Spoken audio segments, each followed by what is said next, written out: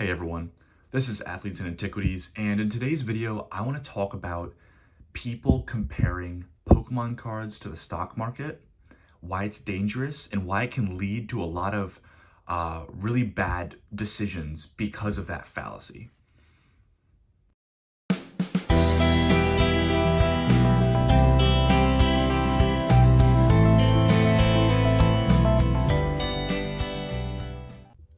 So I want to start off this video just by talking about some mistakes I've made in the past. So I'm here telling you that you should never compare Pokemon cards to a stock. But if you ever watch some of my older videos, they're really poorly made. I made them like well over a year ago before I kind of took a break and restarted again. I've actually done it a few times. There's been a few videos where I've compared a certain card to a certain type of stock. Like, oh, this card's like an ETF. This card's like a penny stock, or whatever it may be. And looking back on those videos, it doesn't really make any sense. And I really want to talk about why you shouldn't really compare cards at all to a stock, because it's a totally different ball game, and doing that can kind of trick you into making some pretty poor financial decisions. So first of all, a stock is like the most liquid thing you could have. You can buy something, you can buy one instantly, you can sell one instantly. You don't need to connect yourself to a buyer or a seller. It's just, you just pour it back into the market, you take something out of the market. It's instant. And the market reacts instantly. It's optimized. It's perfectly optimized.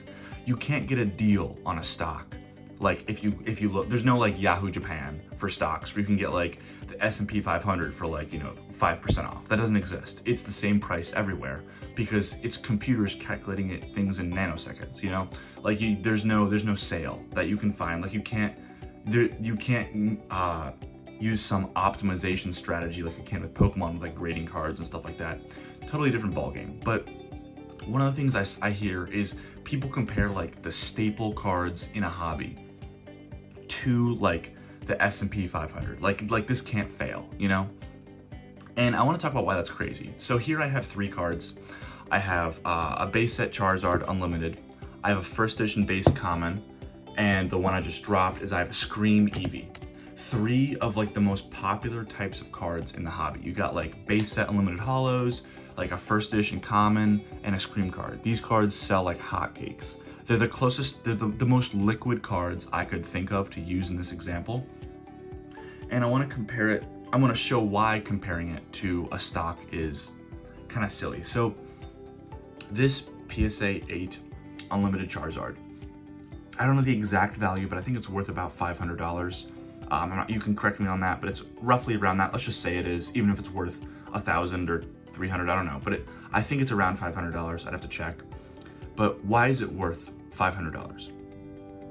It's worth $500 literally just because we say it is.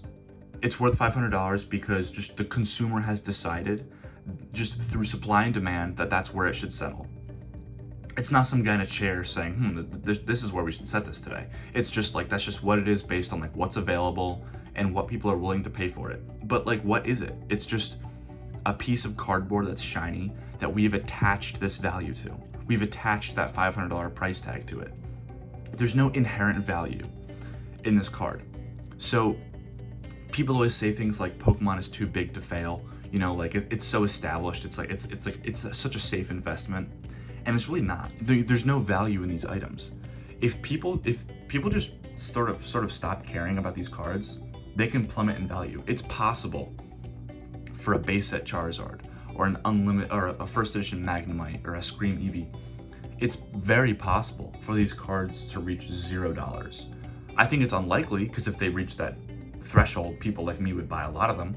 But like, you know what I'm saying? It's very possible. There's no intrinsic value. It's an option out there that it could reach $0. Whether you think it's possible or whether you think it's feasible or not, it theoretically can happen. But let's look at the S&P 500.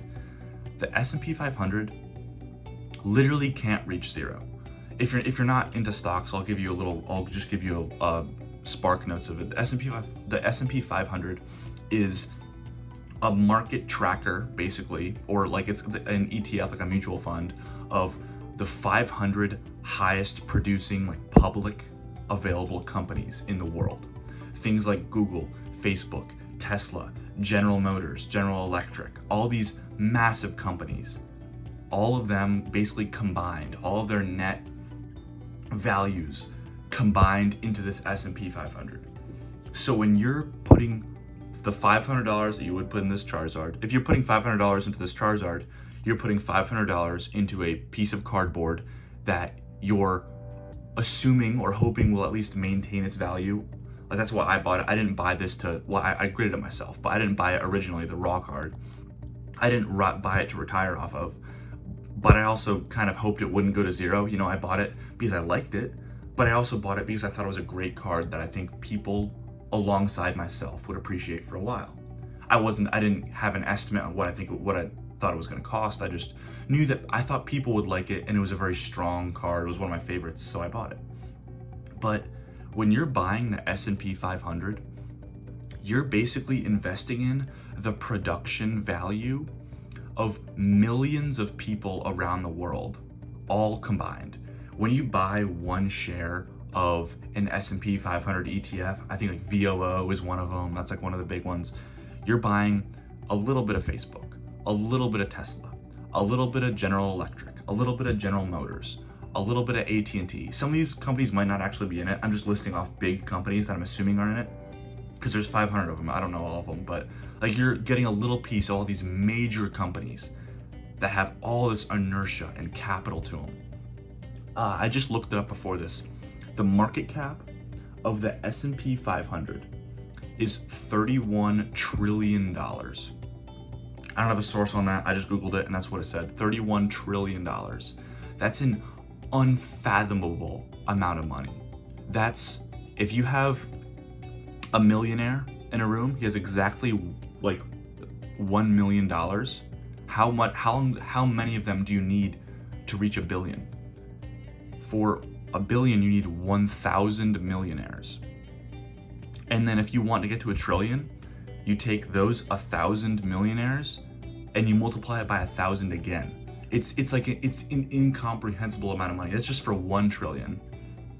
And just for a little bit of a context, Nintendo as an entire company, that's not just Pokemon cards. That's Pokemon cards, Pokemon Show, the Pokemon games, Pokemon plushies, Mario, the Mario games, the Mario plushies, the Mario whatever it may be, Zelda, all these massive IPs that Nintendo has, all of them combined are worth $95 billion. That's a minuscule fraction of 1% of the S&P 500. Like, it can fall. It's like, Pokemon is not impenetrable. I have a lot of money in Pokemon because I love it, but there's no bulletproofness to it. Like, you might think, oh well, it's got millions of fans, so it's fairly stable. And as far as collectibles go, it is, but at the end of the day, we're paying for a cardboard. And so, like, I'm gonna give you a scenario. If Pokemon goes to zero, what's the world gonna look like? If Pokemon goes to zero, the world will look exactly the same. Unless you were a huge fan like all of us are, you wouldn't even notice. Some people don't even know what Pokemon is. Like, if Pokemon fails, nothing would change. You would still go about your life. Everyone would still go about their lives. Everything would be all good. If the S&P 500 fails, I think I'm gonna borrow Dan from Catch 'Em All Collectibles' words. If the S&P 500 fails, life as we know it will cease to exist. And what that means is all of these major companies, the Facebook, the Tesla, the Microsoft, the Apple, the Netflix, the GM, the General Electric, every single car manufacturer, every single appliance manufacturer, all of these companies would have to cease to exist. For the S&P 500 to fail, literally life as we know it would change fundamentally. That's why there's some people say, oh, they don't want to invest in the S&P 500 because it's too risky. It is literally like this, aside from like a government bond that's like quote unquote guaranteed, it's the safest place to put your money, because you're betting on the production value of millions of people. So this isn't supposed to be a knock on Pokemon. This isn't supposed to like terrify you and make you like sell everything you have. Because, you know, I have a lot of this stuff. I have like slabs everywhere. Like my room is a mess with stuff like this. But you have to understand like kind of what we're doing here. Like when, because it's not just, I've made this mistake too, I've already admitted that, but a lot of other YouTubers have done the same thing where they might compare base set Charizard to, like I said, the S&P 500, or they might compare like a modern card that's really speculative that like we don't know what's going to happen with it. They might compare that to like a penny stock because penny stocks are risky, and it just doesn't make sense when you think about it, because we're so like in our world here, we're so deep that we kind of need to take a step back sometimes and realize that like this isn't life or death. Like, you need food to survive. We don't need shiny cardboard. Like, this is a luxury good that inherently has zero value. So having this sense of like safety, I think, is a little bit dangerous. Still collect what you like, but just know that what you're buying is technically worthless if it wasn't for like our emotion attached to it, and that emotion is valuable. That's why an illustrator sells for like the PSA 10 that Logan bought. Logan Paul, it was like $3 million. The Honus, the PSA 10, sorry, it was the SGC 95 Mickey Mantle just sold for like over $10 million. Honus Wagner's sell for like multiple millions. I don't know the exact number, but we attach that value to it emotionally. But I wouldn't compare it to something concrete like a stock or something, because I think that's when people can make a poor decision. I follow it's on Reddit r/Poke Investing or Pokemon Investing, where it's like people like post stuff they're buying that they hope goes up in value, and some of this stuff I think is more logical than others. But just like there's some things that I see where people feel almost too comfortable with overextending themselves. So what I always say is, only buy something in this hobby, whether it's Charizard, whether it's even in sports with like a Tom Brady rookie or anything like that, or this boxing card from 1910 of Josh J. Jeffries. When you're buying stuff like this, only buy it if you can handle that item going to zero. That's not saying it will go to zero, because I don't think these items will ever go to zero, because as I said, if they went to zero, I would own every single one. But like, just know that there's no like safety net here. So you buy it because you like it, and buy it because you're able to without overextending yourself. You know, if this Scream EV that's worth, what is it, like $200? I don't know.